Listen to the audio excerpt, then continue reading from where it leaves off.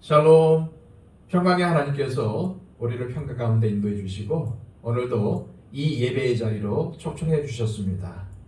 오늘 이 예배를 통해서 하나님께 더 가까이 나가는 우리 모두가 되시기를 축복합니다. 기도하겠습니다. 하나님 아버지, 간밤에도 우리를 지켜주시고 오늘도 우리를 깨워주셔서 예배의 자리로 초청해 주심을 감사합니다. 하나님, 항상 예배하는 마음으로 하나님 앞에 서게 하여 주시고 또한 이웃들 앞에 서게 하여 주시옵소서. 우리가 어디를 가든지 하나님의 자녀요, 하나님께 예배하는 자라는 사실을 잊지 않도록 하여 주셔서 늘 항상 무슨 일을 하든지 누구를 만나든지 예배하는 마음으로 만나고 서게 하여 주시옵소서. 하나님, 우리가 다름 아닌 하나님 앞에 있다는 사실을 늘 기억하며 살아갈 때에 모든 일에 열심을 다하고 모든 것에 진실하게 행할 줄로 믿습니다. 오늘도 지혜로우신 하나님께서 우리에게 지혜를 더하여 주시고 능력 많으신 하나님께서 우리를 능력 있게 하셔서 오늘도 능력의 사람으로 지혜의 사람으로 살아갈 수 있도록 우리를 붙잡아 주시옵소서. 우리의 삶을 온전히 주님께 맡겨드리며 예수 그리스도의 이름으로 기도하옵나이다. 아멘. 다 함께 찬송가 569장 찬양 드립니다.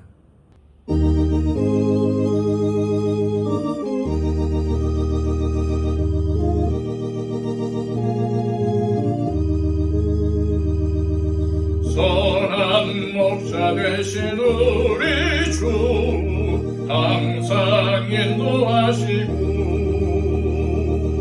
푸른 풀밭 좋은 곳에서 우리 먹여주소서. 선한 목자 구세주여 항상 인도하소서. 선한 목자 구세주여 항상 인도하소서. 영예물이 되신 예수여 우리 영접하시고 길을 잃은 양의 무리를 항상 인도하소서. 선한 목자 구세주여 기도 들어주소서. 선한 목자 구세주여 기도 들어주소서. 흠이 많고 약한 우리를 용납하여 주시고 주의 넓고 크신 은혜로 자유 얻게 하셨네. 선한 목자 구세주여 지금 나갑니다. 선한 목자 구세주여 지금 나갑니다. 일찍 주의 뜻을 따라서 살아가게 하시고 주의 크신 사랑 베푸사 따라가게 하소서. 선한 목자 구세주여 항상 인도하소서. 선한 목자 구세주여 항상 인도하소서.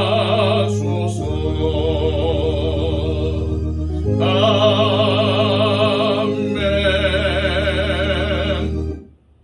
이 시간 우리에게 주시는 하나님의 귀한 말씀은 구약성경 잠언 17장 10절에서 15절까지의 말씀입니다.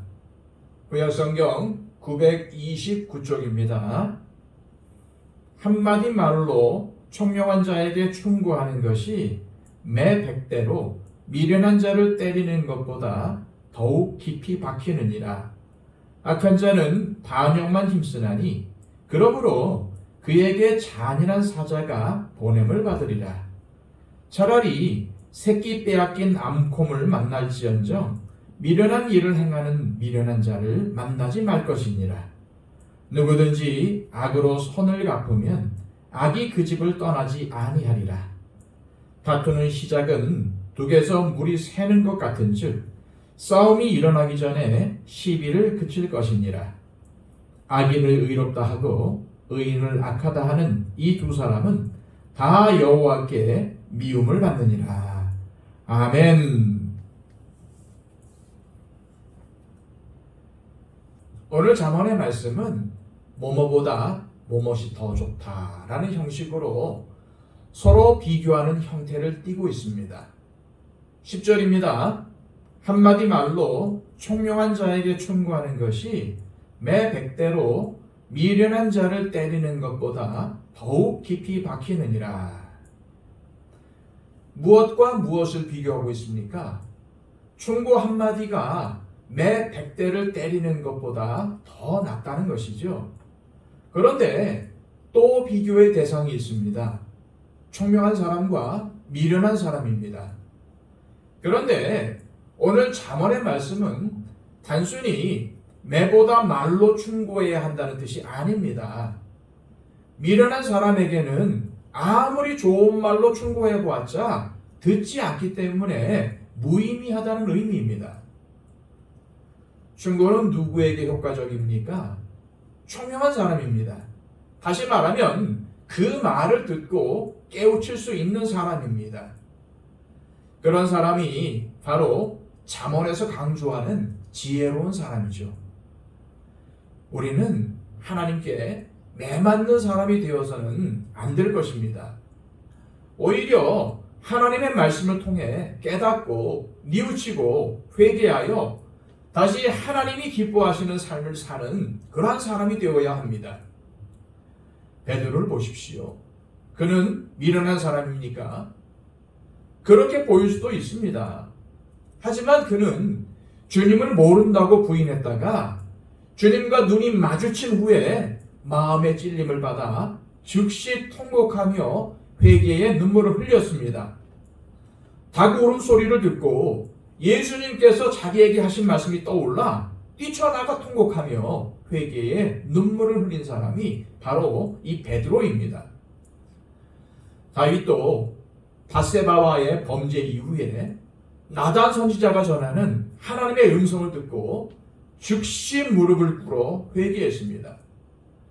그래서 다윗은 그렇게 무서운 죄를 짓고도 회개하여 죄를 사함받고 하나님께 합한 사람이라는 하나님의 인정을 받을 수 있었습니다. 하나님은 성경 말씀을 통하여 또 하나님께서 세우신 종들을 통하여 수없이 말씀하시기에 인생의 고난과 시련을 겪으면서도 깨닫지 못한다면 정말 미련한 사람입니다. 그러나 한마디의 충고를 듣고도 즉시 깨닫고 뉘우치는 사람은 지혜로운 사람입니다. 이처럼 우리가 하나님의 말씀 한마디, 하나님께서 보내신 사람을 통해 주시는 충고 한마디도 겸손하게 받을 수 있는 지혜롭고 총명한 사람이 되시기를 축복합니다. 계속해서 15절입니다. 악인을 의롭다 하고 의인을 악하다 하는 이 두 사람은 다 여호와께 미움을 받느니라. 우리가 지난 시간 보았던 구절에는 허물을 덮어주라는 말씀이 나오고 오늘 읽은 10절에서는 총명한 자에게 한마디 말로 충고하는 게 미련한 사람에게 매를 100대 때리는 것보다 더 나은 것이라고 말씀하고 있습니다. 이것은 15절 말씀에도 이어지는데 악인이 악행을 저지르는데 그걸 보고 의롭다고 말하는 것은 절대로 9절에서 건면하는 허물을 덮어주는 모습이 아닙니다. 우리가 이런 식으로 생각하고 또 그렇게 행동을 한다면 우리는 정말 미련한 사람이 되는 것입니다. 그런데 잠언에서 말하는 미련한 사람은 악한 사람을 뜻합니다. 11절에서 13절까지의 말씀입니다. 악한 자는 반역만 힘쓰나니 그러므로 그에게 잔인한 사자가 보냄을 받으리라. 차라리 새끼 빼앗긴 앙콤을 만날지언정 미련한 일을 행하는 미련한 자를 만나지 말 것이니라. 누구든지 악으로 선을 갚으면 악이 그 집을 떠나지 아니하리라. 우리는 미련한 사람이 되어서도 안 되고 또 미련한 사람을 만나서도 안 됩니다. 미련한 사람은 악한 사람이라고 했습니다. 악을 즐겨 행하는 사람은 아무리 말씀으로 권면하고 깨우치려 해도 듣지 않습니다. 또 악에 젖어 있으면 하나님께 매를 맞아도 고치려 들지 않습니다. 애굽의 바로 왕이 바로 그런 경우입니다. 아무리 하나님께서 내리시는 10가지 재앙을 당하고 모세가 전하는 하나님의 메시지를 들어도 자신의 잘못을 돌이키지 않는 것과 같습니다.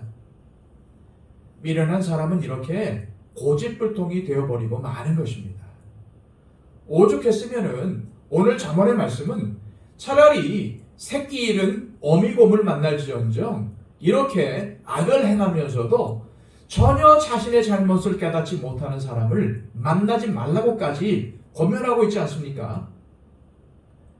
악을 행하는 사람이 미련한 것은 자신의 잘못을 모르기 때문입니다.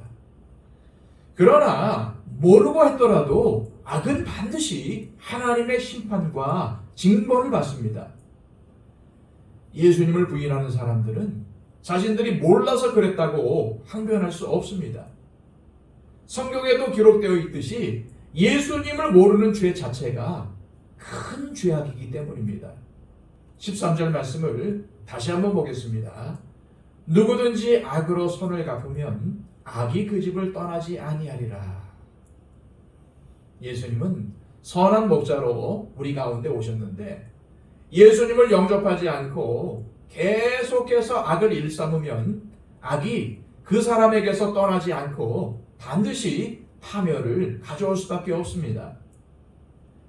인간은 모두 연약한 존재이기에 죄를 지을 수밖에 없습니다.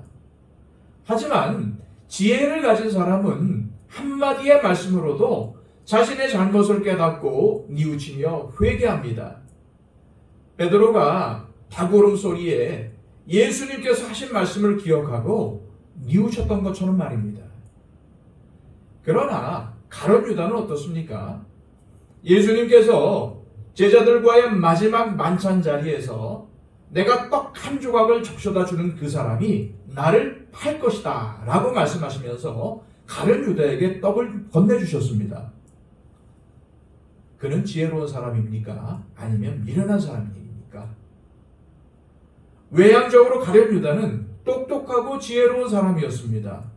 예수님과 제자들의 재정을 맡아 관리할 정도로 똑똑한 사람이었죠. 그러나 그는 명백한 실패자요 미련하기 짝이 없는 사람입니다. 예수님과 눈이 마주쳤고 직접 건네주시는 떡을 받고도 끝까지 자기 생각과 탐욕을 따라 행동했기 때문입니다. 저와 여러분은 절대로 미련한 자가 되어서는 안 될 것입니다. 미련하다는 것은 주의 말씀을 듣고도 계속해서 악을 행하고 파멸의 길로 가는 사람입니다. 또한 우리는 미련한 자, 즉 악한 자와 손을 잡아서도 안 됩니다. 악한 자가 파멸할 때 우리도 함께 망하게 되기 때문입니다. 우리가 평소에 하나님의 말씀을 가까이 하고 묵상하다 보면 평소에 잘 모르더라도 결정적인 순간에 그 말씀 한 구절이 나를 깨우쳐서 깨닫게 하실 것입니다. 때로는 책망으로, 때로는 위로와 격려로, 때로는 회개와 뉘우침으로 우리를 인도하실 것입니다.